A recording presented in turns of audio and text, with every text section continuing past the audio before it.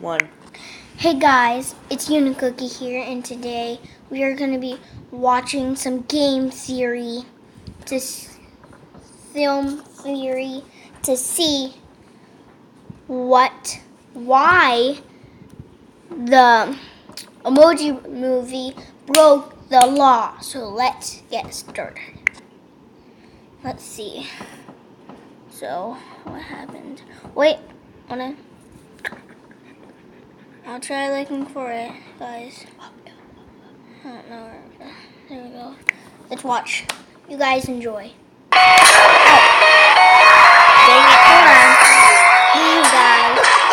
Sorry, by the way, I'm here. Okay, 3, 2, 1, gone. Work so completely devoid of wit, style, intelligence, or basic entertainment value that it makes that movie based on the Angry Birds app seem like a pure artistic statement by comparison. RogerEbert.com. The Emoji Movie is so bad it makes us want to yell at strangers on the street. I don't think I can say anything funny about this because it makes me want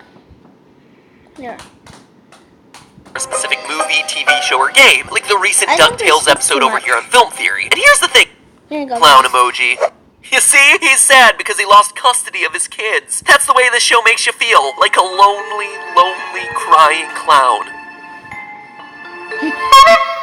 Speaking of things that'll make you depressed, the Emoji Movie, the worst reviewed movie of 2017 and the 30th most successful movie of 2017 at the box office this year, raking in over $85 million so far. Cue the Make It Rain emoji. Just goes to show you that if you talk about something enough, it just grows stronger. Is there a Trump emoji that I could show here? Seems pertinent. Anyway, there's no denying that this tale of an emoji who just can't quite fit in was a bad movie. Lame, lazy, formulaic, that much is clear. But the question I'm posing to you today is whether the Emoji Movie should have been deemed illegal. And I'm not clickbaiting you or anything, I am legitimately asking the question of whether the Emoji Movie breaks legal requirements put in place by the government to protect viewers from the evil scourge that Sponsors. Go on, guys. It ensures that I'm able to help pay the team of researchers and editors who help me produce game theory and film theory every week, since at this point that's what YouTube demands for channels to stay relevant. But regardless, in the process of doing those promotional segments, I've had to become intimately familiar with the proper way of disclosing different styles of branded partnerships, because there are very strict guidelines for how you make an audience aware that those are ads. You see, in the US, we have the Federal Trade Commission, or FTC, and the Federal Communications Commission, or FCC, who come up with the rules that anyone who produces a piece of content has to follow in order to ensure that the audience is able to tell that the brand paid to be there. And it doesn't even have to be payment. Even if they provided free goods or some other consideration like cross-promotion, you still gotta make the audience aware of that sort of thing. The underlying rationale here is that if I sip a Diet Coke and say, man, that is a crisp, clean taste, but Diet Coke paid for that placement, I might just be saying it because they told me to. But if I say it and promote it across 6 years worth of videos and they didn't pay for any of that, well, you can just assume that I'm an addict. Because I am. Me disclosing that they partnered with me before the ad run allows you as the audience to be a bit more critical of the promotion, and there are government protections in place to ensure that you as the viewer aren't being tricked or misled. But then I went to see the Emoji Movie, and let me be clear, it was for research purposes only, and I promptly watched puppies playing with kittens to serve as eye bleach afterwards, and watching the movie, I couldn't help but be dumbfounded by the number of blatant product integrations that were happening without any sort of disclosure. Things that, were I to do them, would immediately get my video flagged and fined by the FTC, prompting a swarm of angry judge emoji followed by years of jail time emoji and tons of money flying away emoji. So today I'm analyzing the product integrations in the movie to prove that they're actually breaking FTC and FCC requirements to determine whether the movie that's so bad it's bad is also bad from a legal standpoint too. Anytime you see a brand appear anywhere, like how everyone in Twilight mysteriously drives Volvos, or how James Bond abandoned his chicken stud martinis in exchange for a bright green Heineken bottle, it falls under the classification classification of embedded advertising. The term embedded advertising basically covers two things: product placements and product integrations. In product placement, the product pays a fee or offers some other consideration and gets their brand, logo, or product into the movie. Their product then basically becomes a prop, like Reese's Pieces in E.T., or those seamlessly integrated Dunkin' Donuts cups on America's Got Talent, or literally once every 10 frames in any Transformers movie. It's meant to seem like an accident, like, oh look, these things exist in the real world and they just so happen to show up in this scene. You like music? The pill. But of course, it's not an accident. In fact, Reese's paid for each of those pieces, spending $1 million to help promote the movie to be included in that iconic scene from E.T. So that's option 1, product placement. Option 2 is product integration, where the brand is actively incorporated into the story or dialogue. Take, for instance, one of my favorite examples, Snapple appearing in 30 Rock, where they talk directly about the benefits of Snapple. We're not doing that. We're not compromising the integrity of the show to sell. Wow, this is Diet Snapple? I only date guys who drink Snapple. We all love Snapple. Lord knows I do. Or Little Nicky using Popeye's chicken to save the Earth from demons. Or this iconic moment that's close to a lot of our hearts. I loved Power Glove. It's so bad. And again, if the brand doesn't pay to be there, it doesn't count. Like me saying how much I still love drinking Diet Coke. Lonely, unsponsored, rejected by the sweet, sweet cola company of my dreams, Diet Coke. So now...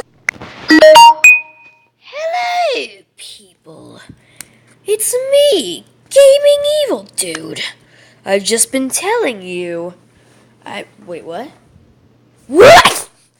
I've been trying to tell you, stay tuned to Gaming Dude's channel. For 2 weeks, I will have control over his channel while he is on vacation. Hope you have fun. Goodbye, all of you. Give me that bat. Nope. Thanks. Okay, sorry guys. Let's get on with the video. Let's go.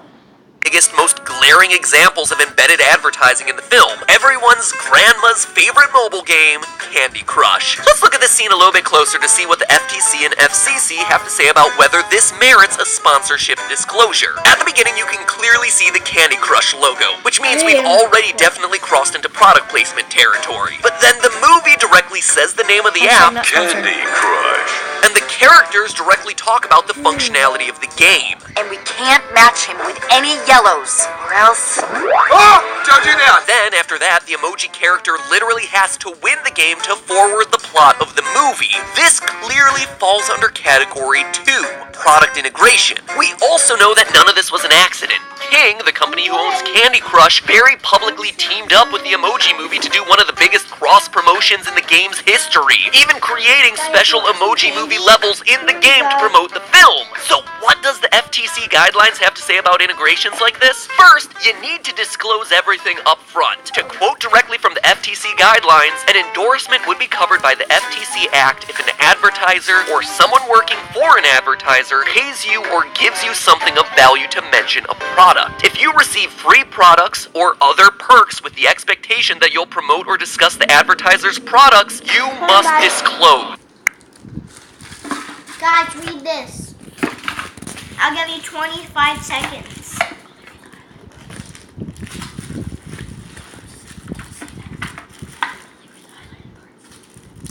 Only read the highlighted parts or just read the whole thing.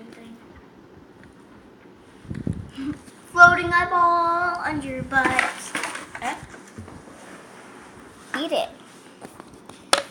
Okay guys, let's get on with the video. Let's go. Of the FTC disclosure site. So how did the Emoji Movie miss this? And remember, it doesn't even say they have to like the product. If it appears, if you mention it, it counts and needs disclosure. But who knows? Maybe they did disclose. Maybe they did it in the movie credits. Those things go on forever, so it must be in there somewhere, right?